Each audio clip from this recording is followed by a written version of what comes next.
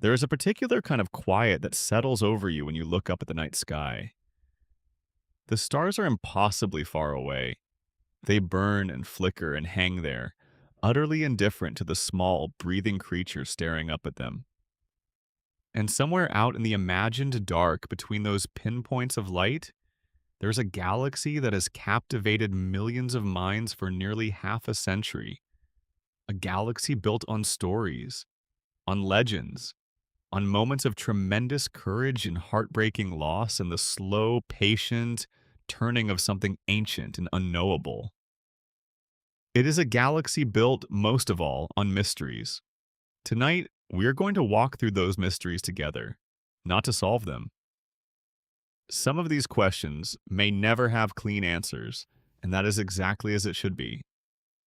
We're going to sit inside them and turn them over gently in the quiet. Let them breathe and expand the way the best mysteries always do, filling whatever space you give them, growing softer and more beautiful the longer you hold them in the dark. So settle in. Get comfortable. Let your shoulders drop. Let your breathing slow. We are going somewhere far, far away, and we are in absolutely no hurry to get there. The birth of the chosen one. Let us begin at the very beginning of the story that changed everything. Not with a starship or a battle or a lightsaber. Let us begin with a mother and a child and a question that has no easy answer. On a world called Tatooine, which sits baking under twin suns on the outer rim of a galaxy that barely knows it exists, there was a woman named Shmi Skywalker. She was a slave. She had known nothing but hardship and labor and the particular kind of quiet endurance that people develop when the galaxy has taken everything from them and still expects them to keep going. And yet, one day, despite all of that, she had a son. She named him Anakin. When a Jedi Master named Qui-Gon Jinn arrived on Tatooine years later, he noticed something extraordinary about the boy. His midi-chlorian count, those microscopic organisms living in harmony with all living things that serve as a kind of biological bridge to the Force, was higher than anything ever recorded, higher even than Yoda's. Qui-Gon asked Shmi something then, a question simple enough on the surface but bottomless underneath.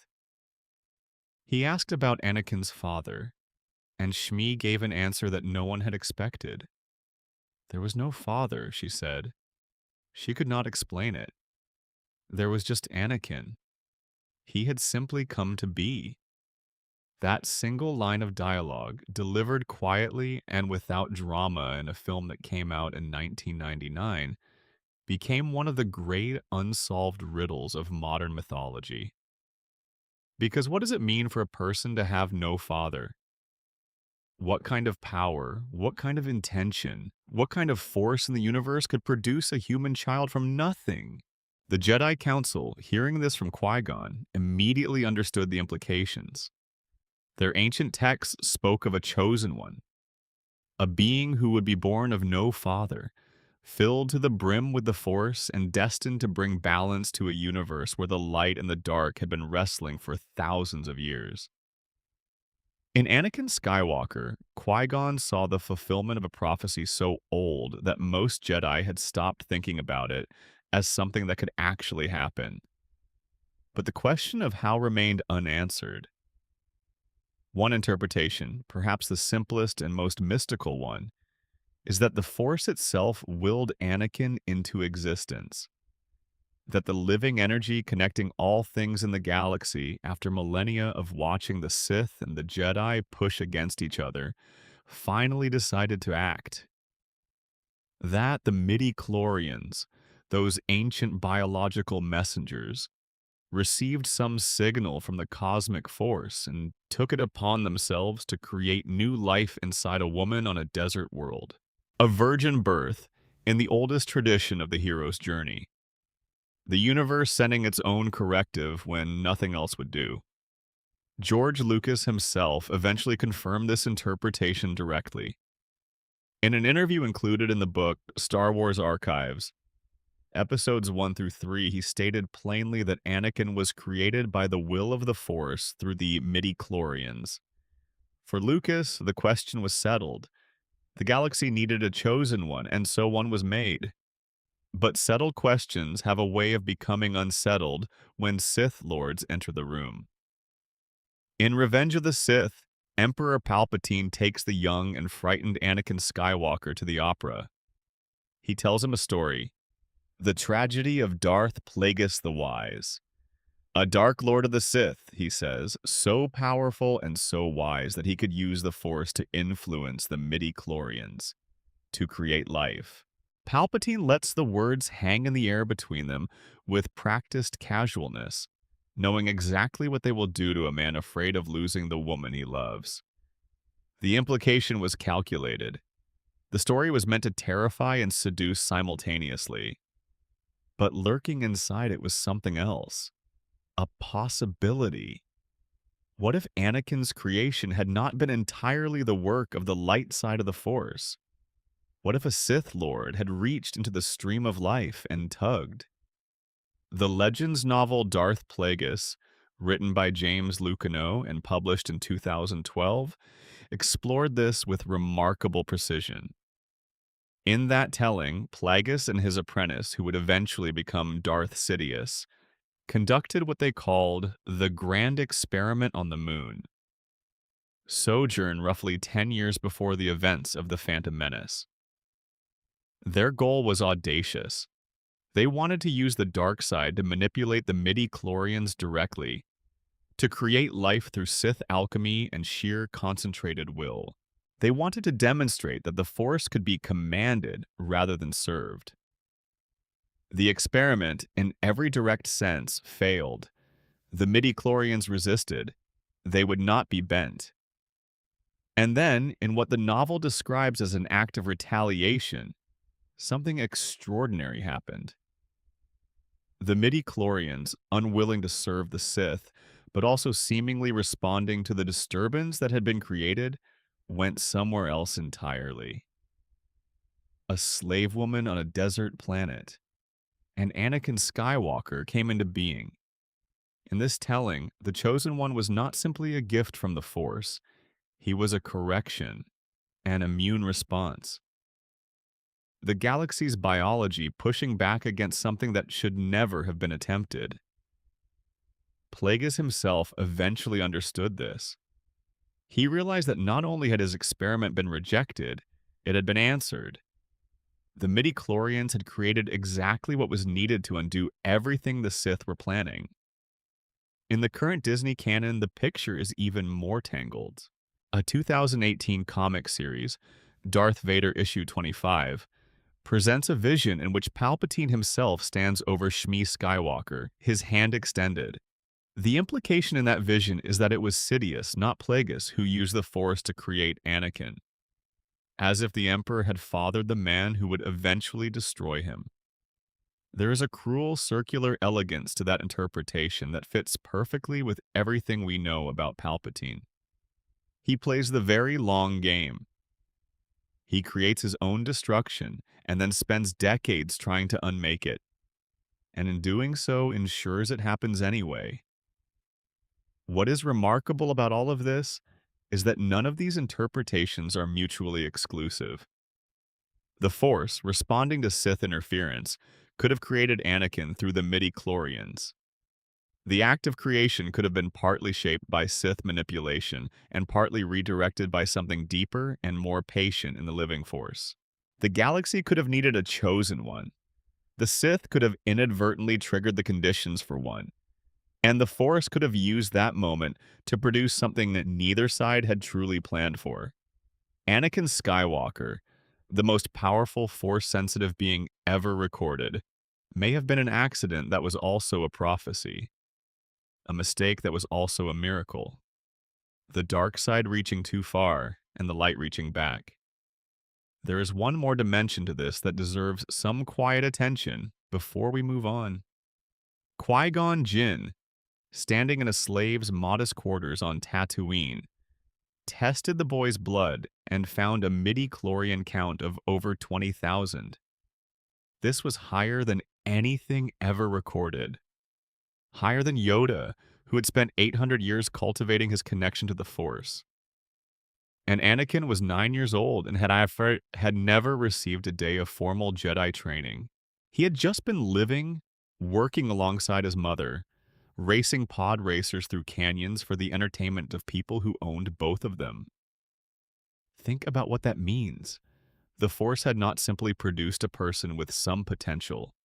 It had produced a person so saturated with Force energy that the Jedi Order's most experienced masters, people who had spent their entire long lives deepening their own connections, were still a fraction of what this child already was. This was not a gradual preparation. This was a sudden, massive act, something concentrated and urgent, the way the body produces enormous quantities of a specific substance in response to a specific crisis. The galaxy was in crisis. The Sith, operating through their 1,000-year plan, were on the verge of completing something that would have been catastrophic for the balance of the Force. The grand plan, as Plagueis and Sidious conceived it, was not simply about political domination. It was about establishing a permanent Sith-controlled order, about ensuring that the dark side would reign, not for a generation or a century, but indefinitely. The rule of two that Darth Bane had established 1,000 years earlier was not just a strategic reform. It was a mechanism for concentrating the dark side's power until it was unassailable. In the face of that specific, calculated, patient threat, the Force produced the only response proportionate to it. Not a slightly talented Jedi who might help tip the balance incrementally. Not a master with good instincts and a steady hand. A being with a midi-chlorian count that defied all historical precedent, born in anonymity, hidden from both the Jedi and the Sith, until the moment arrived for him to be found. Whether that being ultimately fulfilled the prophecy in the way anyone expected is a separate question we will return to later in the evening. What matters here in the context of the mystery of Anakin's birth is the proportionality of the response. The Force, if it acted, did not act casually. It produced something extraordinary for a reason that matched the scale of the threat. He was born of no father, and every answer we find only deepens the question. That is where he began, in the mystery, and in some ways, that is where he will always live. If you are settling in right now, getting comfortable, letting the words wash over you, I want to take a moment to say thank you for being here. If this kind of quiet exploration of the galaxy far, far away feels like your kind of thing, please consider leaving a comment below telling me where in the world you are watching from and what time it is. There is something lovely about knowing that people in 100 different places are falling asleep to the same stories at the same moment. And if you have not already, a subscription means you will never miss a new journey. Now, back to the dark and the stars and the questions that have no easy answers. The tragedy of Darth Plagueis the Wise. He could save others from death, but not himself. That line has echoed through Star Wars fandom for 20 years now. Palpatine delivers it with that particular kind of theatrical satisfaction, leaving just enough space for the irony to land. The most powerful Sith Lord in living memory, a man who had conquered the boundary between life and death, killed in his sleep. By his own student, Darth Plagueis the Wise. Let us talk about him. He is in many ways the shadow behind the entire Skywalker saga. We never truly meet him in the films. He appears as a reference, a cautionary tale, a piece of bait dangled in front of a frightened young man at the opera. And yet his fingerprints are everywhere. The grand plan that consumed the galaxy for decades was his, or at least as much his as it was Sidious's. The question of whether he truly died when Palpatine says he did, and how and what he understood in those final moments, has been one of the enduring puzzles of the entire mythology. In the Legends novel by James Luceno, Plagueis is not a distant, shadowy figure. He is rendered in precise, almost uncomfortably intimate detail. His species is Moon, the tall, pale, long-skulled bankers from Moonilenst. His public identity is Hago Damask, a powerful financier who moves through galactic politics like a calm current beneath the visible tide. He discovered and trained a young man from Naboo named Palpatine with patient, unhurried care. He watched that young man grow into something extraordinary, and he made the fatal mistake of thinking that meant he could trust him.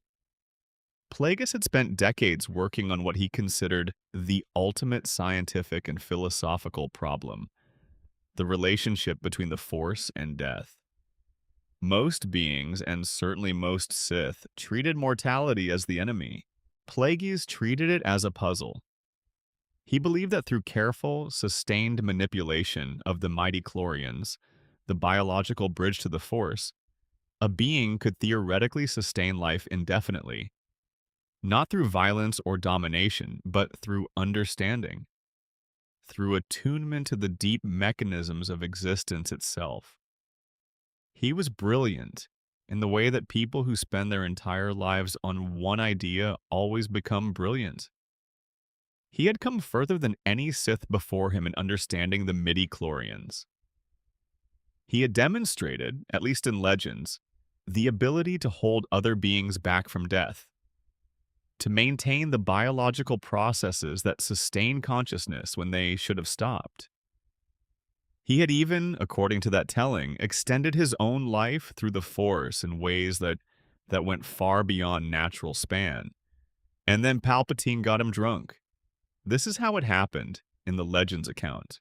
The night that Palpatine was elected Supreme Chancellor of the Galactic Republic, a moment both master and apprentice had worked toward for years through layers of manipulation so complex they had taken decades to construct, Plagueis came to celebrate. He was feeling perhaps something like satisfaction, something like completion. He had wine. Palpatine was warm, attentive, apparently moved by the occasion, and Plagueis, wearing a breathing apparatus that he depended on for survival after a previous assassination attempt had damaged his body, relaxed in a way that powerful people rarely allow themselves. Then Palpatine unleashed Force lightning. The breathing apparatus failed. The body, already compromised, had no reserves left to draw on, and in the specific and ironic tragedy that Palpatine would later describe to Anakin Skywalker, the man who had come closest to solving death did not act fast enough in his own dying moment to save himself. The preparation he had made, the contingencies and pathways he had established through years of Force manipulation, all of it required a split second of awareness and will. And he did not have that second. The Rise of Skywalker novelization by Ray Carson confirms this in canon, noting that Plagueis had not acted fast enough in his own moment of death, while Sidious, sensing the flickering threat from his own apprentice, had spent years preparing exactly that split second of preparation for himself. The student learned the lesson of the master's death and used it to survive his own. That detail alone is remarkable. Palpatine did not invent the technique of essence transfer. He inherited the blueprint from watching Plagueis die and then spent decades improving on it. But what makes Plagueis truly haunting is not how he died. It is what he may have understood. In the Legends novel, there is a moment just before his death where Plagueis has a kind of clarity. He understands almost too late that the midi-chlorians did not simply fail him in the grand experiment. They responded. They pushed back. And the thing they created, Anakin Skywalker, was not a random accident. It was a specific correction, which means that on some level, Plagueis understood that the Chosen One existed specifically because he had existed, that his lifelong obsession had birthed its own undoing. That is not something a person can fully sit with and remain entirely peaceful. Whether he felt it in those last moments, whether some part of him recognized the shape of the story he had inadvertently authored, the novel leaves deliberately unclear. There is mercy in that ambiguity. What the canon does confirm is that the timing of his death is significant. The canonical book Star Wars Secrets of the Sith, written from Palpatine's own perspective, describes the moment in the context of his rise through the Senate. He struck down his master, he writes, claiming his place as the one true master of the Sith. This suggests Plagueis died around the time of Palpatine's election as Chancellor, roughly concurrent with the events of the Phantom Menace, which means he never learned how the story he had started would end. He died at the moment of what he believed was triumph, with the Republic on the verge of being hollowed out from within, his long plan apparently succeeding. He never saw Anakin. He never knew what the midi-chlorians had actually created in response to him. The tragedy of Darth Plagueis the Wise is layered. Yes, he could not save himself from death. But the deeper tragedy is subtler. He came closer than anyone to understanding the Force's most fundamental secret, the relationship between life and death and the living energy that animates both. And the Force used that understanding against him. He looked into the deepest mystery, and the deepest mystery blinked first, and then quietly rearranged the galaxy into a shape that would end him. He was brilliant. He was sincere in his obsession, in the way that even the darkest people can be sincere about the thing they love most. And he died in his sleep, drunk on wine, in the moment he thought everything was finally going his way. Somewhere in the Force, there may be something that looks a great deal like irony. Let us also consider what Plagueis' legacy means for the shape of the entire Skywalker saga, because it is larger than even the tragedy of his death suggests. He was, by any honest accounting, the architect of everything. Not in the dramatic, mustache-twirling sense of a villain who planned each detail, but in the deeper sense of someone who set a process in motion that he did not fully control and could not fully predict. He spent his life trying to master the boundary between life and death. He tried to force the midi-chlorians to obey him, and in resisting him, the midi-chlorians created Anakin Skywalker, who spent his life unknowingly working toward the same boundary. Anakin could not prevent death, the thing that drove him to the dark side, the fear of losing Padme. He could not save the person he loved most. And in the end, he died saving the person he still loved, completing a circle that Plagueis had inadvertently begun decades before either of them was born. There is also the question of what Plagueis genuinely understood about the Force that the Jedi did not. His approach to the midi-chlorians was predatory and domineering, and that domination was fundamentally misaligned with what the Force actually is. But his underlying insight that the relationship between consciousness and the Force was more intimate and more manipulable than the Jedi tradition had formally acknowledged was not entirely wrong. The Jedi did not fully understand the midi-chlorians. They did not understand the world between worlds. They did not know about the Force priestesses until Qui-Gon found them. The fact that Plagueis approached these mysteries from a direction rooted in control rather than understanding does not mean the mysteries were not real. He was wrong about the method. He was not entirely wrong about the terrain. In a different galaxy with a different philosophical framework, a being with Plagueis' specific obsession and his patience and his intelligence might have become something extraordinary on the light side. A student of the Force's deepest mechanisms, working with the midi-chlorians rather than trying to dominate them, might have unlocked things the Jedi never even thought to ask about. He had the right questions. He had entirely the wrong answers. The gift Qui-Gon gave the galaxy. In A New Hope, when Darth Vader's red blade cuts through a robed old man on the Death Star, something happens that nobody in the audience had been prepared for. The body disappears. There are empty robes on the floor. Vader prods them with his boot, confused. And somewhere in the Force, something changes. That moment planted a question that would take decades to fully answer. What happened to Obi-Wan Kenobi? Where did he go? How does a person simply cease to occupy space? The answer, when it finally arrived across prequel films and animated series, turned out to be one of the most quietly beautiful things in the entire mythology. And it started with a maverick. Qui-Gon Jinn was not like other Jedi Masters. This was apparent from the moment we met him. He trusted his instincts over the Council's caution. He saw the living force, the immediate present tense energy of existing things, as more important than the grand strategic picture that the Council spent so much of its time contemplating. He stopped to talk to Jar Jar Binks when other Jedi would have walked past. He saw Anakin Skywalker in a slave child, and recognized something the entire Order had been waiting 1,000 years to find. He was humble in the specific way that very intelligent people sometimes are. Humble enough to admit there might be things the Jedi did not yet know. That humility is what led him to the Force priestesses. The Force priestesses were ancient beings who existed at what Star Wars The Clone Wars identified as the wellspring of life, a place said to be the origin of the mighty Chlorians themselves. They existed at the intersection of the living force and what they call the cosmic force, the vast impersonal current of energy that underlies all of existence. They were not Jedi. They were not Sith. They were something older and stranger, manifestations of the Force itself in some form that defied easy categorization.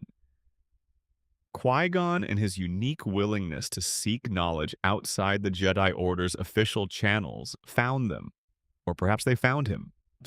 The distinction matters less than what was exchanged. They taught him a technique that no Jedi had accessed in a very long time, perhaps ever, in the modern era of the Order. The ability to die and not vanish. To let go of the body, to become one with the cosmic force, and yet to retain something. Identity, consciousness, the self, the ability to come back and speak to those still living when the Force allowed it.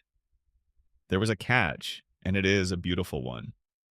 This knowledge could only be learned by those who had truly and completely released their grip on the self. It came, according to the novelization of Revenge of the Sith, only through the release of self, not the exaltation of self. It came through compassion, not greed. The Sith could never learn it because the Sith, fundamentally, were people who refused to let go. They clung. They grasped. They spent their lives accumulating power against the inevitable moment of loss. That clinging was precisely what made the technique inaccessible to them. Jedi, in theory, had trained their entire lives for the release this required. But in practice, the modern Jedi Order had drifted. The technique had been forgotten. It had become, at best, a legend. Qui-Gon began to learn it and was killed by Darth Maul before his training was complete. This is why, when his body lay in the duel's aftermath, it did not disappear the way Obi-Wan's would later. He had not finished. He had not achieved full mastery. But he had learned enough to hold on, to remain in the Force as a consciousness, rather than being swept entirely into the cosmic current. He could not appear as a visible form for years afterward. He was a voice in the dark, a whisper reaching people in meditation, an echo across the Force. From that position, patient and unhurried in the way that the dead can afford to be, he worked. In The Clone Wars, in the arc that covers the final season of the Republic's last days, Yoda hears a voice in meditation that he does not recognize at first. Then he does. It is his old friend speaking to him from wherever it is that the dead, who have not entirely vanished, reside. Qui-Gon guides Yoda to Dagobah, and then to the Force priestesses themselves, leading the ancient Grand Master through a series of trials that test everything the Jedi claim to believe. The trials are not about strength. They never are in Star Wars when the deepest things are at stake. They are about hubris, about the willingness to carry pain without running from it, about confronting the darkness inside oneself, and acknowledging it without being controlled by it. Yoda must face a version of himself that embodies everything he could have become if he had chosen differently. He must look at his own capacity for darkness, and rather than recoil from it or be swallowed by it, simply see it. Simply say, yes, that is also part of me, and still choose otherwise. He passes, and Qui-Gon, proud in whatever way the dead can be proud, continues guiding him. What this means for the galaxy is enormous and underappreciated. When Obi-Wan becomes a Force ghost, he is drawing on knowledge that Qui-Gon gathered from beings older than the Jedi Order itself, passed through the humbling trials the priestesses designed, and distilled into something teachable. The chain of transmission matters. Qui-Gon to Yoda to Obi-Wan. And then, through Obi-Wan and Yoda together, Anakin Skywalker, who had never taken those trials himself, was guided into the same transformation at the moment of his death, his redemption providing the necessary release of self that all the trials were designed to produce. The Force ghosts who appeared at the end of Return of the Jedi, that quiet trio on Endor, watching Luke with expressions that contain entire lifetimes, were only possible because one unconventional Jedi trusted his instincts over his Order's official position. Qui-Gon gave the galaxy a chain of teachers who could reach beyond death. That gift, quiet and unassuming as the man himself, may have been more important to the light side's ultimate survival than anything else anyone did in those years. His body lies on Naboo, but his voice still echoes. There's something worth sitting with here, in the quiet. The Jedi Order spent centuries, arguably 1,000 years, failing to access this technique. They had the resources of the most powerful, Force-sensitive institution in the galaxy. They had generations of brilliant, dedicated practitioners. They had archives that could have preserved this knowledge across centuries if anyone had known where to look. And none of it was enough, because the technique cannot be transmitted through institutional channels.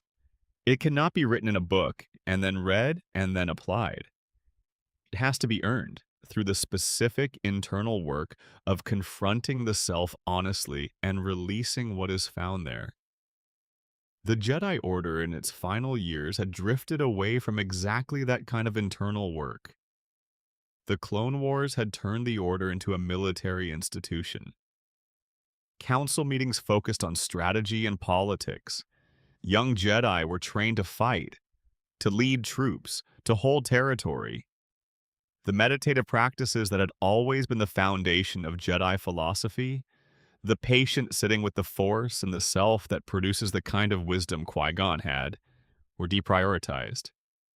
There was always a war to be fought, an emergency to be managed, a crisis that demanded immediate attention. Qui-Gon had escaped this drift, partly because of his temperament and partly because he had been in productive tension with the Council's direction for his entire career. He was the Jedi who trusted the living Force over the Council's strategic calculations. He was the Jedi who stopped on Tatooine to help a slave child even when there was no tactical reason to do so. He was the Jedi who died because he believed so completely in a specific intuition about a specific boy that he made choices no senior master would have endorsed. That particular way of being a Jedi, open and present and more interested in what the Force was doing right now than in what the Order had officially decided it meant, was what had led him to the Force priestesses in the first place. He was the right kind of Jedi to find the secret of death. Not because he was the most powerful or the most disciplined, but because he was the most genuinely humble. He was a person who could actually sit at the feet of ancient beings and learn, rather than arriving with all the Order's accumulated assumptions about what there was still left to know. And his legacy, passed down through Yoda and Obi-Wan and eventually to Anakin, changed the ending of the story. Without Force ghosts, Obi-Wan could not have guided Luke from beyond the grave. Without Obi-Wan's guidance from the Force, Luke might not have found the confidence to switch off his targeting computer above the Death Star. Without that confidence, the Death Star would have destroyed the rebellion and the Empire would have been consolidated permanently. The entire arc of the original trilogy rests at its foundation on a technique that one unconventional Jedi died before fully mastering, and still managed to pass on. The question of Mace Windu. There is a window in Chancellor Palpatine's office on Coruscant. It overlooks the city planet from a vertiginous height, the kind of height that reminds you how small any single being is, against the endless vertical drop of a civilization that has been building upward for thousands of years.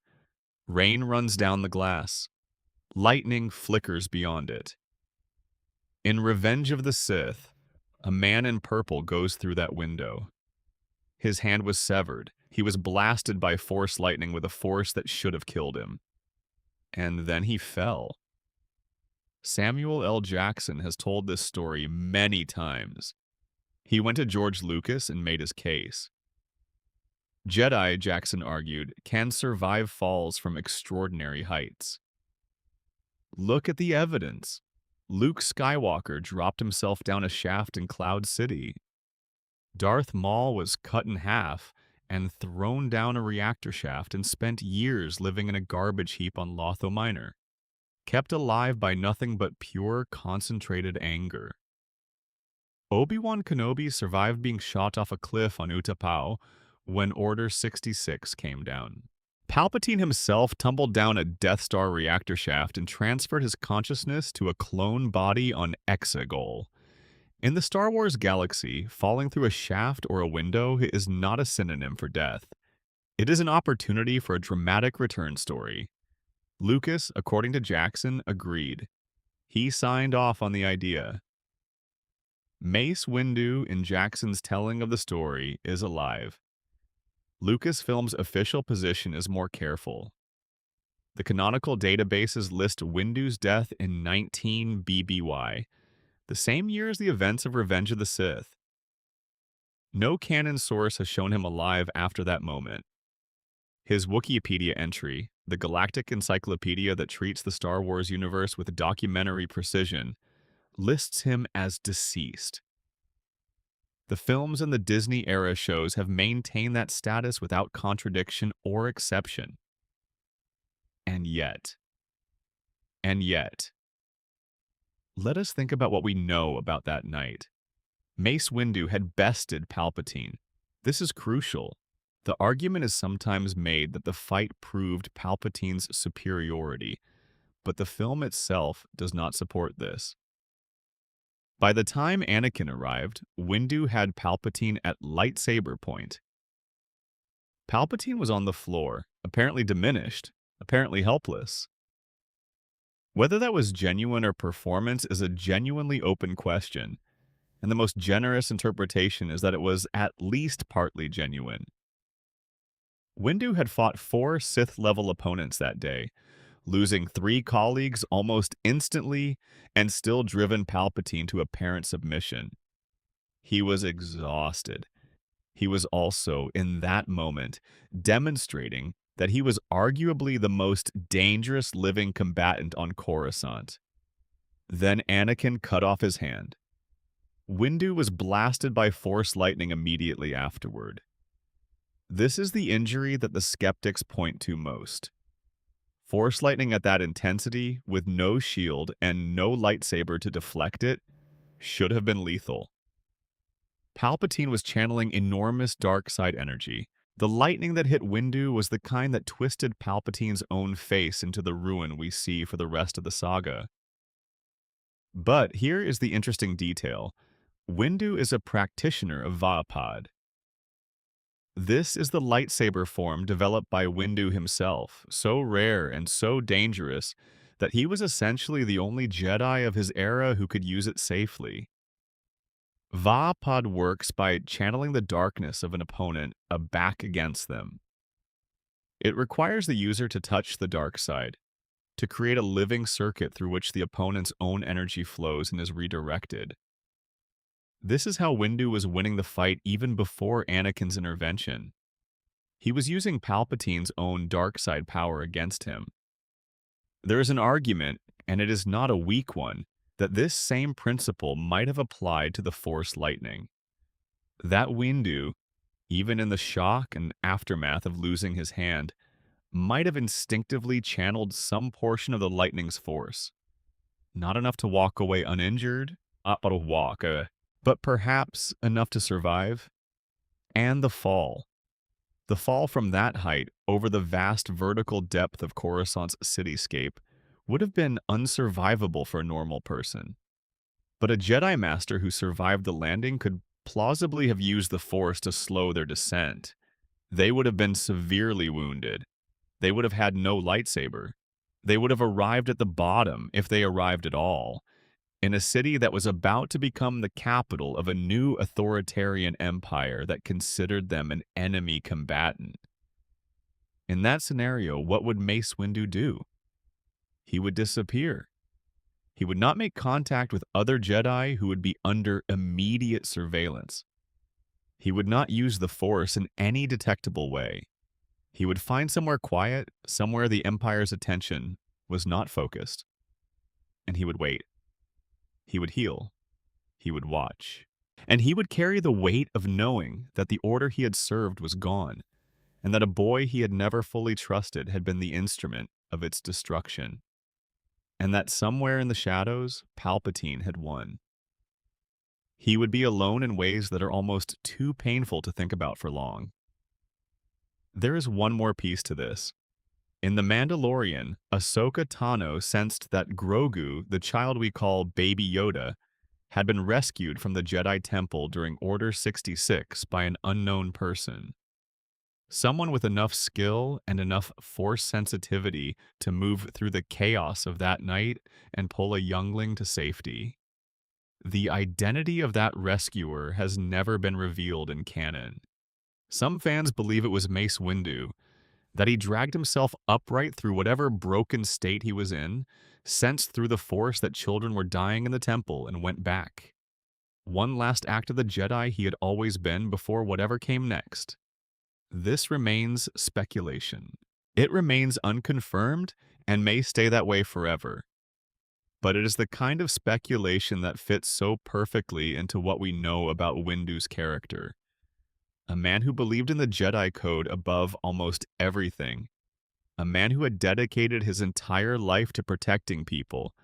A man who would not simply lie still and let children die if he could do anything about it, that it becomes difficult to dismiss entirely. The window is still there on Coruscant. The rain still falls. And somewhere out in the galaxy, depending on who you ask and what you believe, the answer to what happened next is either a grave or a story still being written. There is a version of the story that I find myself returning to on quiet nights. Not because it is confirmed, but because it fits so perfectly with everything the galaxy is that it feels true in the way good mythology always does.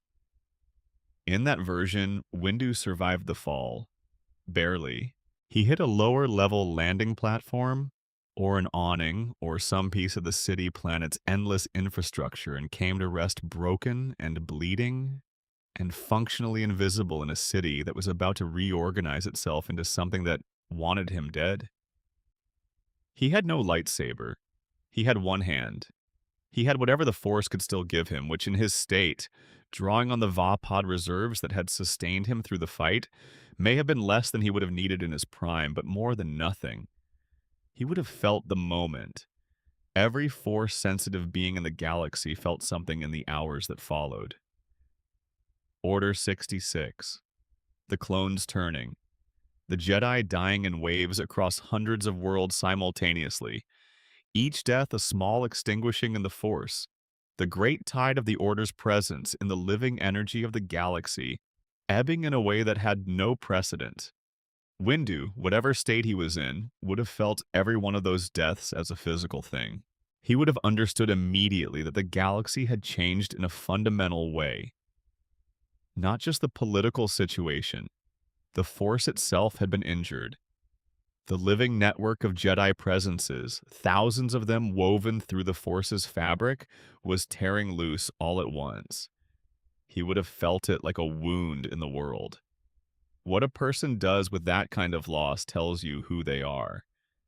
And what we know about Mace Windu is that he was, for all his severity and his occasional rigidity and his complicated relationship with the more mystical aspects of Jedi teaching, someone who had dedicated every day of his adult life to protecting people.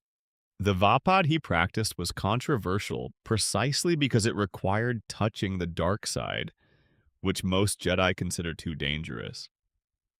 He had developed it because it worked, because it kept him able to face the most dangerous opponents the galaxy produced, because the galaxy needed someone who could fight those opponents.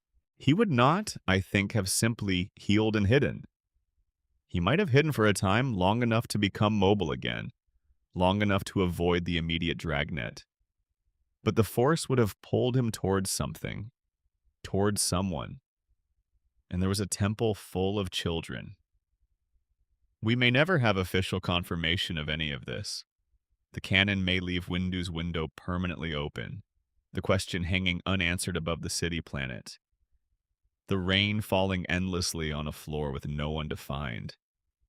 And that ambiguity is, in its own way, a kind of mercy. Some stories are better for remaining possible. The contingency. How Palpatine cheated death. The greatest trick the Emperor ever pulled was not convincing the galaxy that he was a kindly politician. It was not manufacturing a war to give himself dictatorial powers. It was not hiding his true nature from an order of Force-sensitive warriors for decades. All of those were impressive, certainly, but the greatest trick was this. He died. Apparently completely. In front of the entire galaxy, he fell down a reactor shaft in an explosion that no one should survive. And then, 30 years later, he was back. He had planned for this.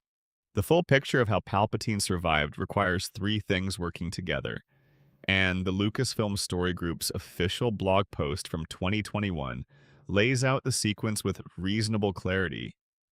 First, there is the ancient Sith power called essence transfer. Second, there is the planet Exegol. Third, there is an industrial cloning program that had been running in secret for decades. Essence transfer is not an invention of the sequel trilogy. It exists in Legends continuity going back decades, in comics like Dark Empire, where Palpatine was already using the technique to hop between clone bodies. The Legends precedent helped establish the conceptual framework even before Disney canonized its own version. The principle is the same in both tellings. At the moment of death, a sufficiently powerful dark side user can project their consciousness outward rather than letting it disperse into the Force. They grab hold of something, a location, an object, a prepared body. The self clings, refuses to dissolve, and transfers. The Rise of Skywalker novelization by Ray Carson describes this with precise language. Palpatine had sensed his apprentice's growing hesitation during those final moments on the Death Star. He had been ready for years. So at the exact moment Vader threw him into the shaft, Palpatine cast his consciousness outward, aiming it at Exegol, at the clone body waiting there in the dark. His original body was dead, an empty vessel before it reached the bottom of the shaft. Exegol is not an ordinary planet. It sits deep in the unknown regions, in a part of space that requires a Sith wayfinder to navigate. Its atmosphere is perpetually violent, massive lightning storms crashing through thick clouds that block out the sky. The ground is ancient volcanic rock, and according to the canon short story collection Star Wars Dark Legends, the Sith have been conducting experiments on Exegol for millennia, specifically because something about the planet makes the boundary between life and death unusually thin. Forces that should dissipate do not dissipate there. Consciousness that should dissolve can sometimes be anchored. It is a place, in the language of the Force, where the dead refuse to be quite as dead as they ought to be. Palpatine had discovered it long before his death on the Death Star. He had been building on it. And the Sith Eternal, a cult of Palpatine loyalists who had been working in complete secret on Exegol for decades, had been following his instructions. The cloning program was the problem. Transferring essence requires a body to receive it. Palpatine needed a vessel that could contain his immense dark side power without breaking down. The first clone body failed almost immediately, too fragile, too imperfect. Several successive bodies were attempted with varying results. None were adequate. The program that eventually produced Supreme Leader Snoke was part of this effort, a genetic experiment producing something Force-sensitive enough to be useful as a puppet and a test. Snoke was never meant to be an independent power. He was a tool for testing cloning parameters and for managing the First Order from a safe distance, while the real work continued in secret. As Palpatine's own words and secrets of the Sith describe, Snoke's body proved unworthy of containing his dark essence, but his natural sensitivity to the Force made him a powerful puppet nonetheless. The body that Palpatine eventually inhabited in Rise of Skywalker was described in the novelization as maintained by machinery, kept functional through industrial life support, decaying even as it operated. It was not a triumph. It was a horror. The magnificent statesman, the ancient sorcerer, the man who had reshaped a galaxy, returned as something that was barely holding together. That is perhaps the most honest thing the sequels said about what the dark side actually offers. The Sith promise immortality, and what they deliver is survival in a body held together with tubes and machinery, on a dead planet in a permanent thunderstorm, commanding an army from the dark. Darth Plagueis once said that the Sith long for the secret of immortality. He got further than anyone in the search for it. His apprentice got further still, and the result in both cases was something that looked considerably less like eternal life than the advertisement suggested. There is a detail in the Rise of Skywalker story that deserves more attention than it usually receives. When Rey finally confronts Palpatine on Exegol, his actual goal is not to destroy her. His goal is to be destroyed by her.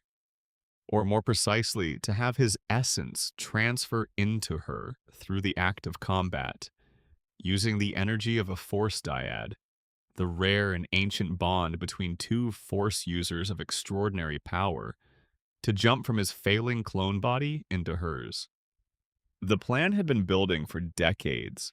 All of it, the First Order, Supreme Leader Snoke, the manipulation of Kylo Ren, the search for Rey, all of it was infrastructure for one specific moment. Palpatine needed a body capable of containing him. Not just any body, but one of sufficient force power to hold his consciousness without burning out. His own granddaughter, shaped by his blood, trained in the Jedi tradition by osmosis and adversity, was the specific vessel he had been working toward. There is something deeply perverse about this that almost admires the precision of the obsession. He had engineered his own lineage as a contingency plan. His son, the one canonical child we know of, was apparently not powerful enough to serve as a vessel, which is why Palpatine guided that son toward an ordinary life rather than cultivating him as an heir. But his granddaughter, descended from both his own blood and through Rey's mother from her, was the right combination. The Force genetics worked out. She was what he needed. This also means that every moment of Rey's story, her childhood abandoned on Jakku, her finding the Millennium Falcon, her training, her growth, her bond with Kylo Ren, was happening inside the structure of Palpatine's contingency plan. Whether he engineered any of the specific moments is unclear, but the general architecture was his. He had created the conditions for all of it, and it failed because Rey chose differently than he expected. She channeled the strength of all the Jedi, which is itself one of the more mysterious events in the sequel trilogy's conclusion, and turned his own lightning back against him. He burned in the energy of his own making. His consciousness this time had nowhere to go. The clone body was too far gone, the preparation too incomplete, and the granddaughter he had thought would be his vessel refused. Plagueis had not acted fast enough in his own moment of death. But Palpatine, for all his decades of additional preparation, was ultimately defeated by the same thing that had always defeated Sith Lords. He underestimated the capacity of the people around him to choose differently than he expected. Yoda's hidden world. For over 800 years, a small green Jedi with a walking stick sat at the center of the most powerful institution in the galaxy. He trained generations of Jedi. He guided the Republic through wars and crises. He sat in council with senators, chancellors, military commanders. He was the most documented individual in the Jedi Order's history, with records of his teachings and missions spanning centuries. And yet, in every official reference book, in every archive, in every database, one field in his record sits permanently blank. Homeworld. Unknown. This is not an oversight. The Jedi archives, maintained by the archivist Jocasta Nu with obsessive completeness, held records on thousands of Jedi going back to the Order's earliest days. Every Jedi youngling who walked through the temple doors had their homeworld recorded. It was standard procedure. It was institutional memory. And Jocasta Nu herself stated with complete confidence in Attack of the Clones that if something was not in the archives, it simply did not exist. Yoda's homeworld is not in the archives. The conclusion is inescapable. Someone, sometime, with the authority and the access and the careful attention to detail that a task like this would require, removed that information. Quietly, thoroughly, long enough ago that no one living could remember it having been there. Given that Yoda sat at the top of the Jedi hierarchy for centuries, the list of people who could have done this is extraordinarily short. In Legends continuity, the further evidence is striking. The Visual Dictionary for Revenge of the Sith notes that Dagobah was among 38 worlds deleted from the Jedi archives. When Yoda needed a place to hide after Order 66 destroyed the Order and Palpatine took the galaxy, he did not flee blindly into the Outer Rim and stumble onto a convenient swamp planet by accident. He selected a world that had already been erased from official records. A planet that, according to Jocasta Nu's own logic, did not exist. He had known for some time that such a place was available. He may have arranged for it to be available. He used the architecture of institutional concealment that already existed, and he used it precisely because he understood how it worked. Obi-Wan's encounter with the missing planet Kamino in Attack of the Clones is revealing in this context. When he discovered that a planet should exist based on gravitational readings but showed nothing in the archives, he brought it to Yoda and the Council expecting surprise. Yoda's response was measured and almost casual. He simply noted that someone had erased the information. There was no horror in his voice, no bewilderment, just a quiet recognition. As if archive tampering were a known category of event, a thing that happened in a galaxy full of people with access and motivation and sufficient patience. That reaction tells you something about what Yoda knew and had known for a long time. The deeper question is why? What is on Yoda's homeworld that required 8 centuries of concealment? Frank Oz, the performer who originally brought Yoda to life in The Empire Strikes Back and has remained intimately connected to the character, preserved notes from the character's earliest creation. Those notes describe the world as a gentler place. That phrase has never been expanded in any official source, but it suggests something specific. Not a hidden fortress, not a war zone, not a world of dangerous knowledge or Sith artifacts. A gentler world. A place of peace, perhaps. A civilization that had chosen, at some ancient point, to step back from the galaxy's endless conflicts and live quietly. In a universe where force-sensitive beings were routinely identified, recruited, enslaved, experimented on, and conscripted, a species with extraordinary force sensitivity and extraordinary longevity would be an incredibly valuable discovery to the wrong parties. We know this because we have seen it happen with Grogu, the youngest known member of Yoda's species, who was hunted specifically for his blood by an Imperial warlord who wanted to use his force sensitivity as a biological resource. Now imagine an entire world of beings like Yoda. Imagine what the Empire would do with that knowledge. What any sufficiently motivated and sufficiently ruthless power would do with it. The silence makes perfect sense. For 800 years, Yoda protected a world that may not have been able to protect itself by doing the only thing that could actually work. He never said a word. Not to his closest colleagues, not to his oldest friends, not to students who served him faithfully for lifetimes. There is also something beautiful and slightly melancholy in the fact that Lucasfilm itself has maintained this silence. Dave Filoni, who worked alongside George Lucas for years and has shepherded more of the Star Wars universe than perhaps anyone currently working on it, has confirmed in interviews that he knows the backstory. The information exists. The answers are there, preserved somewhere in the mythology, waiting. And he has declined to share them, describing them as not his story to tell, describing the mystery itself as essential to the character. The real world mirrors the fictional one. Just as Yoda refused to tell the Jedi Council where he came from, Lucasfilm refuses to tell the audience. The secret is protected at two levels simultaneously, in the story and outside of it. That parallel is either deeply intentional or the most elegant accident in all of popular mythology. Either way, a small green master sits at the center of a mystery that is held for nearly 50 years.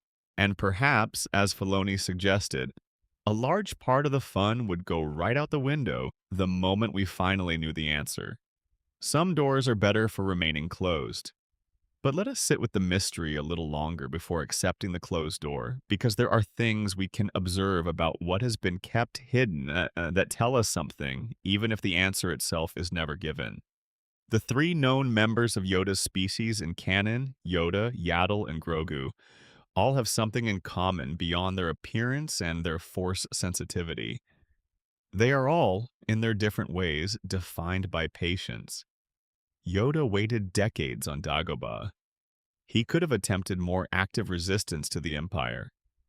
He had the power for it, certainly, but he understood, in a way that required tremendous self-control, that the moment for action had not arrived, and that forcing it would destroy the very thing he was protecting. He waited. Yaddle, the few canon glimpses we have of her, suggest a being of similar patience and similar depth. Someone who moved slowly through the world and felt it carefully rather than rushing. And Grogu, an infant by his species' standards at 50 years old, displayed a capacity for stillness and receptivity that most beings his developmental equivalent would never manage. This patience may be biological. When you live for hundreds of years, when your childhood alone lasts 50 years, your relationship with time is fundamentally different from a human being's. The urgency that drives most intelligent beings, the sense that there is not enough time, that decisions must be made quickly, that opportunities will pass, is simply not present in the same way. A being who might live for 1,000 years has a relationship with the long game that no shorter-lived species can fully replicate. This also means that Yoda's silence about his homeworld was not a casual choice. It was a considered one, returned to and reaffirmed across centuries. Not a decision made once and forgotten, but a decision actively maintained. Every time someone might have asked, every student in 800 years of teaching who might have expressed curiosity, every council colleague who might have wondered, he either deflected or was simply never asked in a way that pressed him. 800 years of consistent silence takes exactly the kind of patience that his species seems to possess at a biological level. There is one more detail that makes the silence feel even more significant. In the Ahsoka series, we see a world called Peridea, an ancient planet in a distant galaxy which is home to enormous stone statues of the Mortis gods. This world predates the Jedi Order. It has a connection to the Force that is older than anything in the known galaxy. The Night Sisters, who use the dark side of the Force through a tradition they call magic, have a connection to this world that goes back further than anyone can trace. Some theorists have pointed to Peridea as a possible connection to Yoda's species origins, or at minimum as evidence that the Force has ancient anchor points scattered across more than one galaxy that operate independently of the institutions and traditions we know. If Yoda's homeworld were such an anchor point, a place where the living Force moved through the land in ways that shaped the beings who evolved there, it would explain both the species' extraordinary Force sensitivity and their consistent alignment with the light. Not as a matter of culture, but as a matter of deep biological resonance with the light side of the Force itself. But these are threads, not conclusions. The homeworld is still blank. The name is still missing. And perhaps that is exactly right. The man who became the Grand Inquisitor, his name, his real name, has never been spoken. Not in any film, any series, any comic, any reference book. He walked through years of Star Wars canon as simply the Grand Inquisitor, a title rather than a person, defined entirely by what he had become rather than what he had been. But he had been something, and the story of what he had been, and how the distance between that and what he became was traversed, is one of the quieter tragedies in a mythology full of them. He was a Pau'an. His species, native to the planet Utapau, are tall and striking beings with deeply lined gray skin and dark, sunken eyes that seem to absorb light rather than reflect it. They are long-lived, they are intelligent, and in his case, he had been a Jedi. Not simply a Jedi, but a Jedi Temple Guard. One of the masked, silent figures who stood watch at the heart of the Order's most sacred space, armed with yellow lightsaber pikes, identifiable by their gold and white armor rather than by individual faces. They were supposed to represent the Order's commitment to something beyond personal identity, guardians without names, protectors without individual glory. The earliest canonical glimpse of the man who would become the Grand Inquisitor comes in The Clone Wars, in the story arc involving Ahsoka Tano's trial. He was one of the temple guards who escorted Ahsoka when she was wrongly accused of bombing the Jedi Temple, and later who processed Barriss Offee when the true culprit was revealed. Dave Filoni later confirmed that one of those masked guards was indeed the Pau'an who would eventually take the title of Grand Inquisitor. We cannot identify which one in the footage. They are identical behind their masks, which is, of course, the point. According to the reference book Ultimate Star Wars New Edition, the trial changed something in the Pau'an Guard. He had watched the Jedi Council move to expel Ahsoka from the Order before the truth was established. He had watched institutional convenience take precedence over individual justice. And then he had watched Barriss Offee, the Aaki, the actual bomber, deliver a speech at her trial that cut to something real. Barriss said that the Jedi had lost their way, that they had become warriors without wisdom, politicians without principles, an army for the dark side dressed in white robes. She was wrong about some of what she did, but not wrong about everything she saw. For the Pao-an, already conflicted about an order that the reference material suggests had never fully trusted him with the responsibilities he believed his skills warranted, the trial was a breaking point. He did not fall immediately. These things rarely happen immediately, but he was loosened from his foundations. By the time Order 66 came, he was the first Jedi to turn his back on the Order and offer his service to the Empire. The precise nature of the offer, whether it was coerced or volunteered, whether Palpatine's people approached him or he approached them, is not specified. What is known is that Palpatine personally selected him for the role of Grand Inquisitor, not Vader. Palpatine himself, which tells you something about how important the position was considered. He was given access to the Jedi archives, those same archives he had guarded throughout his career, and given freedom to absorb everything in them that he had previously been denied. He understood his species' intimacy with darkness and history, their long lifespans giving them a relationship with ancient knowledge that shorter-lived species could not easily access. He was trained by Vader in the specific combat disciplines needed to hunt Jedi, and he was set loose on a galaxy full of frightened survivors trying to disappear. What is remarkable about his story in Star Wars Rebels, the animated series where he serves as the primary antagonist of the first season, is how he is deployed psychologically. He does not simply chase Kanan Jarrus and Ezra Bridger with brute force. He hunts them through the thing he understands best, fear. He is an expert in Jedi psychology because he was once inside it. He knows how Jedi think. He knows what they hold on to and what they cannot let go of. And he uses that knowledge the way a locksmith uses knowledge of a lock. His end comes when that same technique fails. Kanan, having faced and moved past his fear during their final confrontation, destroys the Grand Inquisitor's lightsaber. The weapon goes into the engines. The Inquisitor falls. And as he hangs above the exploding machinery, he delivers one last piece of information before letting go. There are things far more frightening than death. He chose to fall rather than face Vader's punishment for failure. That choice, in its own quiet way, tells you everything about the empire he had joined. He had left an order that he felt had failed him in its treatment of people, that had prioritized institutional security over individual worth. And he had joined a machine that destroyed any component that did not perform perfectly. The Jedi had disappointed him. The Empire consumed him. In the vision that Kanan later experiences in the Jedi Temple on Lothal, the Grand Inquisitor appears in the form of his former self, the Jedi Temple Guard.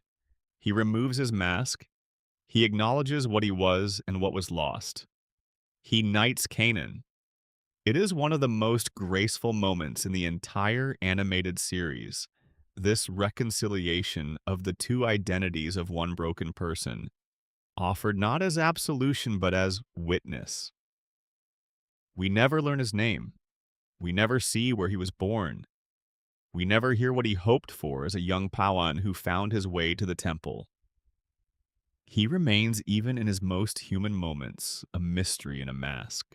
And somehow, that feels right. The loss of the name is part of the story. The Empire asked him to stop being a person. He agreed. And that agreement was where the tragedy really began.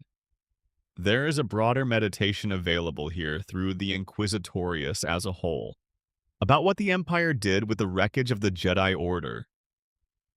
The Inquisitors were, almost without exception, people the Order had failed. The second sister, whose real name was Trilla Suduri, had survived Order 66 with her master, Sire Junda, only to have Sire captured and tortured by Imperials into revealing Trilla's location. Trilla was then subjected to the same torture. She broke. Under that kind of sustained physical and psychological assault, most beings break. She had been a Jedi Padawan, trained in the belief that the Force would support her and that the Order stood behind her. In her darkest moment, neither had been true. The Order was gone. Her master had betrayed her, under duress that would have broken anyone, but betrayed her nonetheless. And the Empire had found her and turned her into a weapon against the very tradition she had given her childhood to. Reva, the third sister in the Obi-Wan Kenobi series, was a Jedi youngling who had been in the temple the night Anakin Skywalker came to execute Order 66. She had survived by playing dead among the bodies of her classmates. She had watched Anakin's face, etched it into her memory, and spent years working her way into the Inquisitorius as a long game to get close enough to him to attempt revenge. She had become a monster in order to reach a monster. The hatred that sustained her was also the thing consuming her. And the Grand Inquisitor himself, the Pauhan Temple Guard, had felt unwanted and underestimated within an institution that claimed to value every being equally and did not, in practice, always live up to that claim. The Empire did not create these people's pain. The Order's failures, and the trauma of Order 66 itself, did that. But the Empire found people in pain and offered them a framework that gave the pain a purpose. It took their rage and their grief and their sense of betrayal and said, here is something you can do with that. Here is power. Here is belonging of a brutal kind. Here is the ability to hunt the tradition that hurt you, wearing its own techniques against it. The Inquisitorius was, in this reading, not just a practical tool for eliminating Jedi survivors.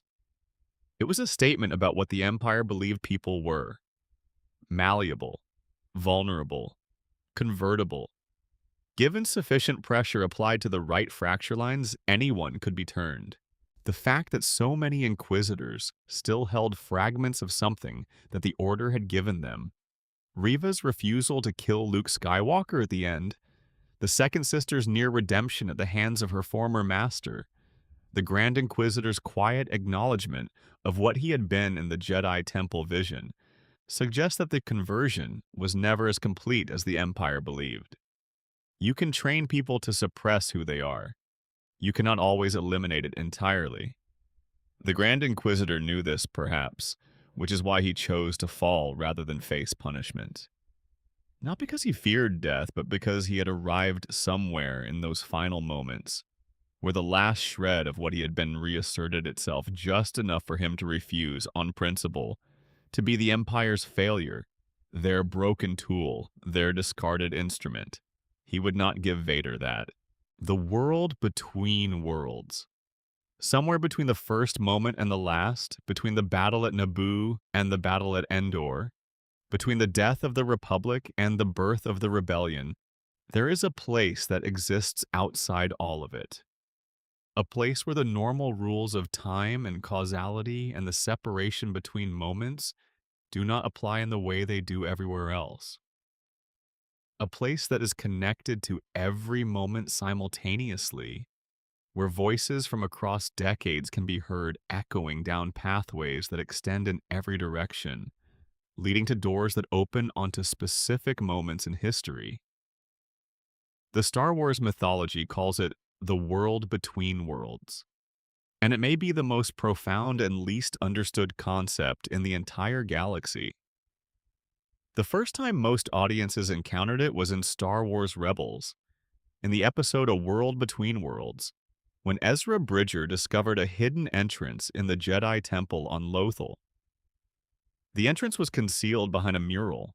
Not just any mural, but a painting of three specific beings: the Father, the Daughter, the Son, the Mortis gods. Let us pause on the Mortis gods for a moment, because they are essential to understanding everything that comes after. In the Clone Wars, Anakin Skywalker, Obi-Wan Kenobi, and Ahsoka Tano were drawn to a mysterious location in space by an ancient Jedi distress signal. What appeared was a massive monolith, black and geometric, floating where no planet should have been. It pulled them inside, and inside it was a realm unlike anything in the known galaxy. Mortis, a world that was simultaneously a place and something more than a place, a conduit for the entire force of the universe. Three beings lived there. They were called simply the Father, the Son, and the Daughter. The Father was ancient beyond measure, maintaining the balance between his children through sheer will and attention. The Son embodied the dark side, not as a philosophical position, but as something almost elemental, hunger and destruction given consciousness and form. The Daughter embodied the light, creation, and peace made flesh. The Father's entire existence was dedicated to keeping them in equilibrium, preventing either from breaking free and tilting the force of the entire galaxy in one direction. Their age is difficult to estimate. The Clone Wars suggested they were at least 2,000 years old. Statues of the Mortis gods have been found on Paradea, an ancient world in a galaxy entirely separate from the one we know, suggesting their existence predates the Jedi Order itself by potentially tens of thousands of years. They were old when the first Jedi were young. The Father had brought Anakin to Mortis because he was dying. He needed someone to take his place, to hold the balance after he was gone. He believed Anakin, as the chosen one, was powerful enough. Anakin refused. He chose to return to the world he knew, to the war and the people he loved, and the galaxy that needed him. It was a choice made with enormous cost, as the events that followed on Mortis demonstrated. The Daughter died there. She was killed accidentally by the Son who was trying to kill the Father. And in her final moments, she transferred her remaining life force through Anakin into Ahsoka, who had been killed moments earlier and was brought back. This act, the Daughter's essence flowing through Anakin and into Ahsoka, binds Ahsoka to the Mortis gods in ways that continue to ripple through the mythology decades later. A convor, a bird associated with the Daughter, has followed Ahsoka throughout her story since then. After the Daughter's death, the Son killed the Father and was then destroyed by Anakin. And Mortis, with its gods gone, presumably ceased to be what it had been. Except that it did not simply disappear. Its influence, its presence, echoed forward. The world between worlds is somehow connected to it. Ezra Bridger, entering through the Lothal Temple's hidden door, found himself in a place that was described by Qui-Gon's voice, heard echoing from somewhere, as a conduit through which the entire force of the universe flows. Pathways extended in every direction. Doors opened onto different moments in time. As Ezra walked through it, he heard voices from across the entire saga. Obi-Wan, Yoda, Anakin, Rey, Kylo Ren, Maz Kanata, Leia, Jyn Erso, Chirrut Imwe. Every significant Force-sensitive voice in the galaxy's history, present simultaneously in a place where time does not work the way it should. Through one of those doors, Ezra reached back and pulled Ahsoka out of the moment of her apparent death during her confrontation with Darth Vader in the Malachor Temple. He saved her. He dragged her forward into the present and then sent her back to a different moment, one where she was safe so that the timelines would not collapse. Palpatine, watching this happen, immediately understood the implications and was terrified by them. He had been trying to access the world between worlds himself, not to save anyone. If he could control this plane, he said, he would possess mastery over all of existence. He could undo any moment. He could prevent any defeat. He could make himself truly unchallengeable because anything that had been done to him could simply be undone. That attempt failed. Ezra closed the door. But the world between worlds still exists, somewhere, connected to points in time and space that we may not fully understand. In the Ahsoka series, Ahsoka herself enters what appears to be a version of it, a place between places, while apparently dead, and encounters Anakin Skywalker, or something that takes his form, and is given a choice about whether to return. The rules of what this dimension is, how it connects to Mortis, who can access it, and how and what it ultimately represents about the nature of the Force and time, remain genuinely unresolved. What we can say is that the world between worlds suggests something enormous about the galaxy's underlying structure. The Force is not simply an energy field. It is not simply a power that living things generate and Jedi learn to channel. It has architecture. It has dimensions. There are planes within it where the living and the dead exist simultaneously, where past and present and future are doors rather than corridors, where beings old enough and connected enough can walk between what was and what is and what might have been. The Mortis gods were its oldest known inhabitants. They were its caretakers for longer than anyone remembers. And they are gone now or transformed into something we do not yet fully understand. Whatever the world between worlds is without them, whatever it will become as the story continues, it stands as perhaps the most profound mystery in a mythology that has never been short of profound mysteries. Let me offer one more thought about what the world between worlds implies, one that sits beneath the immediate drama of the Rebels episodes and the Ahsoka arc and opens into something that feels genuinely large.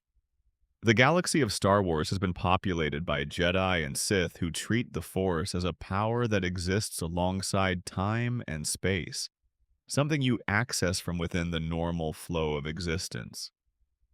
You feel it, you use it, you are guided by it, but it operates within the universe's physical laws.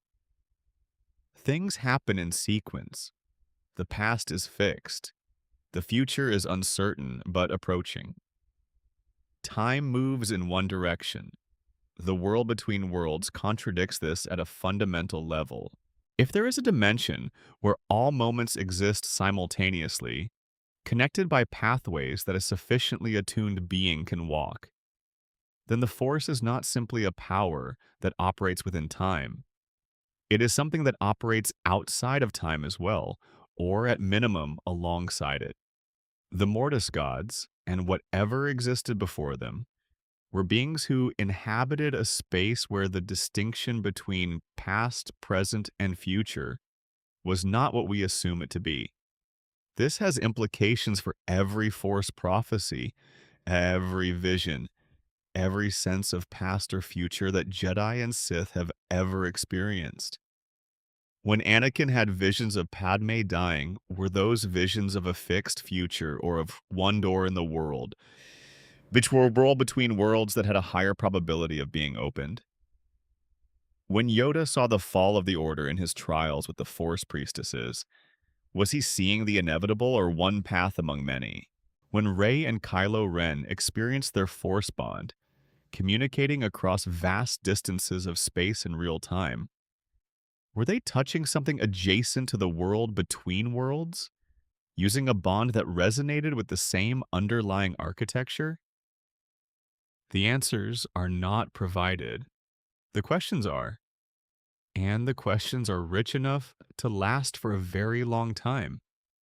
Dave Filoni, who designed the world between worlds for Rebels and has guided its subsequent use in Ahsoka, has described it as something deeply personal. He has said that he believes if someone else had entered the world between worlds, they would have heard different voices, seen different doors, experienced it through the lens of their own connections and history. This is a profound detail. The world between worlds is not a neutral library of all moments. It is experienced. It is intimate. It is shaped by the person moving through it, reflecting back the relationships and the choices and the losses that matter most to them, which means it is, in some deep way, a mirror. A place where the Force shows you what it already knows about you, where the doors that appear are the doors relevant to your particular story.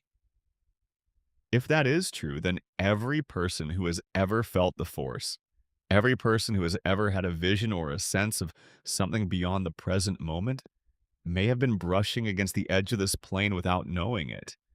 The world between worlds may not be a specific destination. It may be the underlying structure of the Force itself, what the Force looks like from the inside when all the living energy and all the moments and all the choices collapse into a single dimensionless space where everything that has ever happened and everything that might happen exists simultaneously. The galaxy carries its mysteries gently. Some are small and personal. Some open into the infinite. This one opens into the infinite. What did balance actually mean? Throughout the entire prequel trilogy, three words echoed like a patient drumbeat beneath everything else that was happening. Bring balance to the Force. Anakin Skywalker was the chosen one, the being prophesied to bring balance to the Force.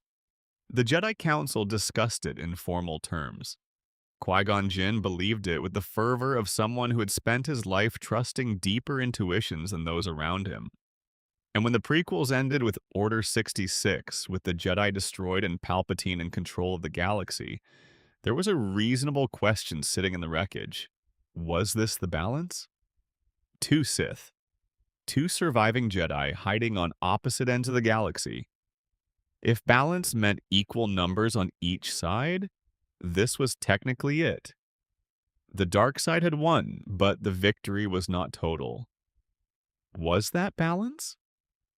Yoda, exiled to Dagobah and sitting with decades of contemplation, eventually concluded that the prophecy had been misread. His famous line from Revenge of the Sith, delivered to Obi-Wan with the weight of everything that had been lost, acknowledged the possibility that the Jedi had fundamentally misunderstood what they were expecting. They had assumed balance meant the destruction of the dark side. They had interpreted it through the lens of their own position as the benevolent protectors of a peaceful republic, and naturally concluded that the chosen one was coming to help them win. But the Force is not the Jedi Order. The light side is not synonymous with the Jedi, and balance is not synonymous with the light side's victory. The Mortis arc in the Clone Wars provides the most precise canonical framework for understanding this. The father's role was not to ensure the daughter won. His role was to keep both children in equilibrium, to prevent either the son or the daughter from gaining absolute dominance. He was balance itself, in personified form, and his system worked not through the elimination of one side, but through the constant, vigilant maintenance of tension between them. What Anakin actually did when he finally fulfilled the prophecy was destroy both Sith. Palpatine died. Vader died. The Sith were gone. But the dark side itself was not gone. It cannot be gone. The Mortis gods demonstrated that definitively. The dark side is not an aberration or a corruption of something that should be pure. It is half of the Force's fundamental nature, as necessary and as real as the light. What can be destroyed is not the dark side itself, but a specific and malevolent organization that has weaponized it. In Return of the Jedi, Anakin's love for his son overcame decades of darkness. In that moment, he was not powerful. He was not the galaxy's greatest warrior. He was a dying man in a broken body, acting out of something so simple and so human that the Sith philosophy had no category for it. He was a father. And in that, the Jedi philosophy about attachment versus love had always been navigating something genuinely complex. Attachment as possession, as fear of loss so consuming that it devours the person, is corrosive. Anakin's fall was driven partly by this kind of attachment, terror of losing Padme that made him controllable by the Sith. But love is pure gift, love that acts without any expectation of what it receives in return, love that lifts Palpatine into the shaft knowing it is the last thing a body can do. That is something else entirely. The Force responded to that. The balance Anakin brought was not a strategic outcome. It was not a political arrangement. It was a single pure act that the dark side's philosophy, with its emphasis on power and self-interest and domination, simply could not generate. Balance returned to the Force not because the Sith were strategically outmaneuvered, but because one of them chose in the moment that mattered to be human again. This is why the prophecy is still worth examining even after all these years. The Jedi were not wrong to believe in it. They were wrong to believe they knew what it meant. They interpreted it through the lens of their own institutional perspective, assuming that the galaxy's great corrective would arrive to help the Order win its war. But the galaxy's great corrective arrived to do something much simpler and much harder. It arrived to love one specific person enough to die for them. The prophecy was fulfilled in the cargo bay of a Death Star by a dying man with no lightsaber and no plan. That is either the least satisfying fulfillment of a grand prophecy in the history of storytelling, or the most honest one. It suggests that the Force, for all its vast intelligence and ancient patience, ultimately operates through small and personal things, through choices made in exhausted, frightened, broken moments, through the refusal to let one more person you love be destroyed. The balance Anakin brought was not between armies or philosophies or cosmic forces locked in eternal abstract conflict. It was between the man he had been and the man he had become, and it lasted for exactly as long as he was alive to hold it. Which may be all that balance ever is in any version of the universe. Not a permanent state, but a choice made again and again in every moment that could go either way. And then there's the question of what happened to the Force after Anakin died. In The Rise of Skywalker, Palpatine returned. The Sith returned. The darkness that Anakin had apparently dispelled was back within 30 years, more organized and more dangerous than before. Does this mean the prophecy had failed? Does it mean the Chosen One had not actually brought balance at all, just disrupted the pattern temporarily before it reasserted itself? There is an argument that the prophecy was never about a permanent state.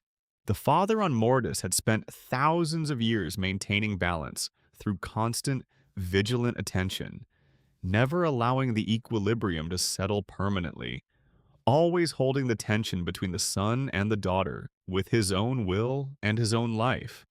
Balance was not a destination for him. It was a practice, an active thing that required continuous effort and presence. When Anakin destroyed the Sith on the Death Star, he did not end darkness in the galaxy. He could not end darkness in the galaxy. What he ended was a specific 1,000-year accumulation of dark side power, organized and concentrated through the rule of two into something that had no natural counterbalance. He did what the Force had apparently created him to do. He corrected a specific imbalance, the specific imbalance that had been building since Darth Bane reorganized the Sith Order, by eliminating the two Sith Lords who sat at its apex. That the darkness eventually reconstituted itself in a new form does not invalidate what he did. The Force is not a problem that can be permanently solved. It is something that exists in dynamic relationship with everything that lives, and the beings who live in the galaxy are always capable of making choices that tilt things toward the darkness. The Force can provide a chosen one to correct an extreme imbalance. It cannot presumably provide a chosen one for every individual bad choice every individual being makes. The prophecy was real. The fulfillment was real. And the galaxy, being what it is, carried its capacity for darkness forward anyway. Because that is what the galaxy is. A place where light and dark are always in tension, always negotiating, always asking every being in it to make choices. The Chosen One was a correction for a specific historical moment. The next moment required its own choices, made by its own people. Luke Skywalker came first, then Rey.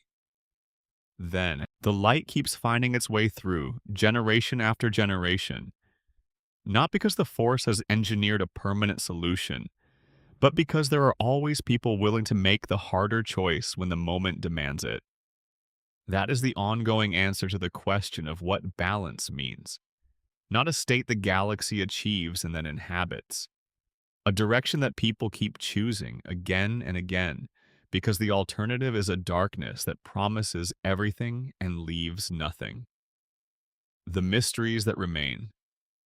We have traveled through the galaxy tonight, from Tatooine and the question of a fatherless child, through the opera house on Coruscant and the tragedy of a Sith too wise to save himself, through the pathways of the world between worlds and the trials of the Force priestesses, through a window high above a city planet and the question of whether the man who fell through it is still breathing somewhere. We have not resolved all of it. We never could. The Star Wars mythology is vast enough and old enough and rich enough that its mysteries are not accidents or oversights. They are features. The questions that remain unanswered after decades of films and series and books and comics are not holes in the story. They are the space where the story breathes. And there are still more mysteries waiting in the dark if you want to follow them a little further before sleep finds you. There is the question of Snoke. Not merely who he was, which we now know was a genetically engineered creation of Palpatine's Sith Eternal cult, but who he thought he was. The rise of Skywalker confirms he was a puppet, his natural force sensitivity cultivated and his consciousness apparently shaped to serve Palpatine's purposes. But in The Force Awakens and The Last Jedi, he spoke with conviction and apparent genuine malice. He had opinions. He had a perspective. He was contemptuous of Kylo Ren and curious about Rey. Was all of that programming? Was there a genuine consciousness inside the engineered body? A being that believed it was a power in its own right rather than a marionette? If Snoke had any genuine interiority, even engineered interiority, then his death at Kylo Ren's hands was something more than the deactivation of a tool. And the question of what he understood about himself in those final moments, whether he knew, as Kylo's blade turned against him, that he had never been what he believed, is one that the films raised and then did not answer. There is the question of Ahsoka Tano and what she has become. The Mortis arc established that the daughter transferred her essence into Ahsoka as she died. The Convor Morai has followed Ahsoka ever since, a bird associated with the daughter, perhaps the daughter herself in some form. In the Ahsoka series, when she apparently died falling from the henge on Cetos, she did not die. She entered a plane between planes and was guided back by Anakin Skywalker's presence in the Force. She was told by someone or something that she was right where she was supposed to be. And she ended the series stranded in a distant galaxy with Sabine Wren, on a world connected to the Mortis god's ancient presence. Is Ahsoka in some way a continuation of the daughter? Has she inherited something of the Mortis god's role in maintaining the balance between light and dark? The evidence is not conclusive, but it is suggestive in a way that feels deliberate. A being who carries a fraction of the daughter's essence, who has survived things that should have killed her multiple times, who has a connection to the world between worlds that exceeds what any ordinary Force-sensitive person should have, who has ended up on the world connected to the Mortis god's statues. These are not random details. Whatever Ahsoka is becoming, it may be one of the most important unanswered questions in the current era of Star Wars storytelling. And then there is the simplest question of all, the one that sits beneath every other mystery in the galaxy, the one that the mythology has been circling since the very first film. What is the Force? Not what it does, not how it is accessed, what it is. Luke Skywalker's aunt and uncle saw it as a hokey religion and ancient superstition. The Jedi understood it as a living energy field generated by all life, existing between all things, connecting everything. The Sith understood it as a power to be seized, wielded, accumulated. The midichlorians are its biological interface. The world between worlds is its architecture beyond time. The Force priestesses are its oldest known conscious inhabitants or manifestations. But what is it? Qui-Gon's Force ghost told Yoda that he was a manifestation of the Force, a force consisting of two parts: the living force generated by life, and the cosmic force that is the universal wellspring. The living flows into the cosmic. The cosmic sustains the living. They are different aspects of the same thing, the way that the surface of an ocean is different from the deep water, but both are still the ocean. George Lucas drew on real-world spiritual traditions for the Force, on concepts from Taoism and Buddhism, and the theological notion of a universal divine principle that underlies and connects all existence. He intended it to be familiar enough to feel true while remaining specific enough to the galaxy it inhabited to feel original. But the question he never fully answered, by design, was whether the Force is conscious, whether it wills things, whether it wants things, whether Anakin's birth was an intention or a response or both. The Force priestesses were conscious. They communicated with Qui-Gon and Yoda. They made judgments about who was worthy, but they seemed to be beings who existed within the Force and served it, not the Force itself. The Mortis gods were conscious, but they too seemed to be residents of the Force's most fundamental level, not the Force itself. Something underlies them as well. In Rogue One, Chirrut Imwe said it perfectly. The Force is with me, and I am with the Force, and I fear nothing, for all is as the Force wills it. A blind man who could not touch the Force in the way Jedi and Sith do, who had no measurable midichlorian connection, walking through the storm of a battle in complete trust, doing the thing only he could do at that moment, and surviving on no rational basis at all. Maybe the Force is simply all of this together, all the questions about it, all the mysteries, all the moments where it moves through a person and changes the outcome of something that should have been impossible. Maybe the Force does not have a simple answer because it is not a simple thing. It is the mystery at the heart of everything, the question the galaxy has been asking about itself since the first. Being looked up at the stars and felt something responding. Yoda's homeworld sits unnamed in the blank field of his archive record. Mace Windu's fate rests in the comfortable ambiguity of a body no one confirmed finding. Darth Plagueis' final consciousness, in those last seconds before Palpatine's lightning took him, remains sealed away in the silence of the dead. The world between worlds exists somewhere between every moment, doors opening onto things we may never see. And Anakin Skywalker, the chosen one, born of no father and destined for a purpose that took his entire life to complete, rests in the Force as something that was also once a frightened child on a hot desert world who just wanted his mother to be free.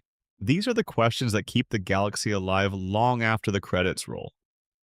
They are the questions you carry to bed with you on quiet nights, the ones that drift through the half-woken state between watching and sleeping, when the mind lets go of the day's particular concerns and floats somewhere larger and older and more interesting. Let yourself float there now. Let the questions breathe. The twin suns of Tatooine set slowly over the desert. The Force moves through everything around you, through the air, through the quiet, through the particular quality of darkness in the room where you are resting. It does not demand that you understand it, it only asks that you feel it. The galaxy is very old. The mystery is very deep. You are right here in exactly the moment you are supposed to be in. And that, perhaps, is balance enough. If this journey through the galaxy's deepest questions was the right kind of quiet company for your evening, Please consider subscribing so you never miss the next one. Leave a comment and tell me where in the world you watch this from and what question kept you thinking longest. Every response from every corner of the world means more than you know. The Force, as they say, will be with you, always.